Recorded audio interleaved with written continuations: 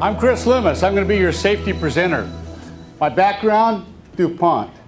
So nobody gets hurt. That's got to really be their goal at the plant. And for yourself personally, think about this. Take this home. This isn't just a presentation to be safe at work. This is a presentation to be safe for your life. You'll all recognize this one real easy.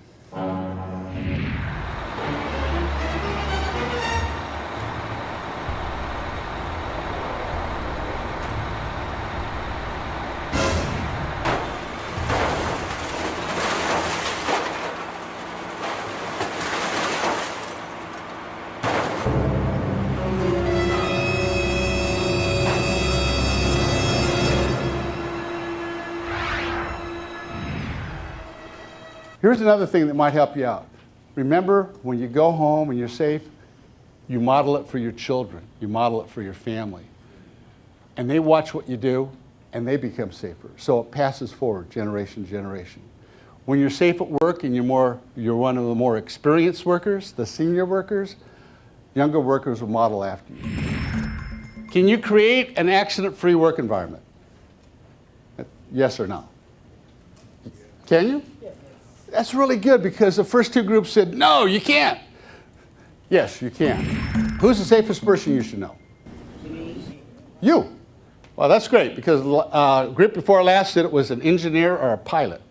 Yeah, you want those guys to be safe, absolutely. You would hope you're going to be safe. And you hope the person to your right and to your left is the next safest person you know. Because you want them to be safe too. Because they can affect your health. You can affect theirs. This was the key that helped the Victoria plant be safe for over 4 years without a lost time.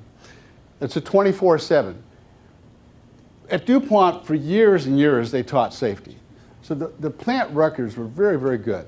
And the reason DuPont was safe, I mean, why DuPont, not Shell, Dow, Monsanto, Union Carbide? DuPont started in this country in the 1700s and it made black powder for the Revolutionary War.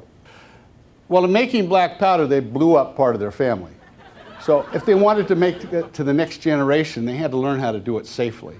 And so that culture started all the way back in the 1700s.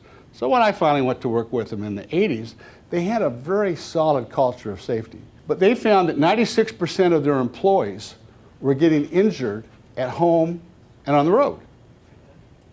So they thought if they could teach a system to be safe at home and safe on the road, then it would probably help the people be even safer at work. Having a 24/7 safety value, a core value to yourself, where you're not turning on safety when you get to work, turn it off when you get in the car, when it's all the time, and it takes a while. It took us over 3 years when we decided to do that at DuPont. It didn't happen the first or second month or third month, but when people started being as safe at home as they were at work, and as safe as work as they were at home, then they experienced a lot fewer accidents in their life. Work accidents went down dramatically. At some plants, they went years without a reportable. It was a 3-year process. This was not one person standing up for 45 minutes and everyone became safe. But it was a process, it was a continuing education process. Over 3 years, accidents that people had at home and on the road went down over 90%. Accidents at the plant almost disappeared. Why was that? Because if you're thinking safety when you're mowing the grass and you use your steel-toe shoes, which no one does, you don't cut off the end of your foot like my brother-in-law did. My brother-in-law is a research chemist at Dow. Dow Freeport's probably the largest chemical plant in the world. It's 4 times as big as any DuPont plant. It's huge, it's a city. He'd been there 30 years, research chemist, PhD, smart guy. And he calls me up one day and says, Chris, you'll never guess what happened. I said, I don't know. I mean, this guy likes watching paint dry. So I have no idea what's exciting to him. And he said, well, I was mowing the grass, and I had my shower shoes on, and my foot slipped. I cut off the end of my foot. I mean, he was so careful that when he got out of his car, or actually before he got out of his car at the plant, he put on safety glasses. He never took them off until he got back in the car to go home. But at home, he didn't use safety glasses. He didn't use steel-toe shoes. He didn't use ear protection. And think about this. When you mow the grass, how good is your tennis shoe against that blade? Or how good is your shower shoe against that blade? Think about when you're edging. That's a 140 decibel little tiny single-stroke engine. 30 minutes degrades your hearing. but you wear ear protection at work. Think about those little rocks kicked up by that little piece of filament line. That little rock kicked up is 200 miles an hour, go right through your eye like that. But we don't use safety. How many people use safety equipment at home, PPE at home? Okay, a few, great. Now if you all did that, and you all thought about that, and you thought about safety on the road, then when you come to the plant, it's just a natural carryover. You don't think about it. And that was the paradigm shift that we had. It was a huge paradigm shift. People no longer had to think about being safe at work because they were being safe all the time. It was just something they did. It was a core value. Is 99.9% a good enough expectation? Is that a good enough goal to shoot for? No. And I'll show you why.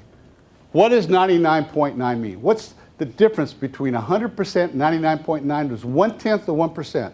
Just a little tiny fraction. It means that 1 hour of unsafe drinking water every month. Now you don't know when that hour is going to be, but that hour you drink the water and you're going to be sick. It means 2 unsafe landings at Atlanta Airport. It's a huge airport. 200,000 incorrect drug prescriptions. You hope you don't get one of them. 500 incorrect surgeries every single week. 50 newborn babies dropped in your head. 50 babies dropped in their head every day. I hope there was none of you that was one of those 50. You look around, yeah, I think you was. And 250,000 defective tires. You have, I hope I don't have one of those tires. Oh, what does it mean to your plant? Let's put 800 people. Let's put both plants together, bottling and brewing. So what does it mean? A near miss every single 6 seconds, or every 6 seconds. A near miss. That's 1/10 of 1%. First aid every 36 seconds. Safety manager's going to be running out of paper. Recordable every 30 hours. 1/10 of 1%. Lost time every 312 days, or fatality every 300 months. I know when I gave a couple presentations early yesterday morning, I asked the group, I said, is it possible to have an accident-free work environment? And the answer I received back was, absolutely not. Cannot do that. You have to work toward that. If it's your expectation that you can do that through time, I guarantee you can do it. I've seen it done. I've worked there. I've been doing this for a couple of decades. I've seen plants go from where they're really challenged in safety to virtually perfect. But it's a core thing that each individual has. It's a team effort between people, and it's something that you take within your system. You know, you have to practice it. I'm Chris Loomis. Thank you, and be safe.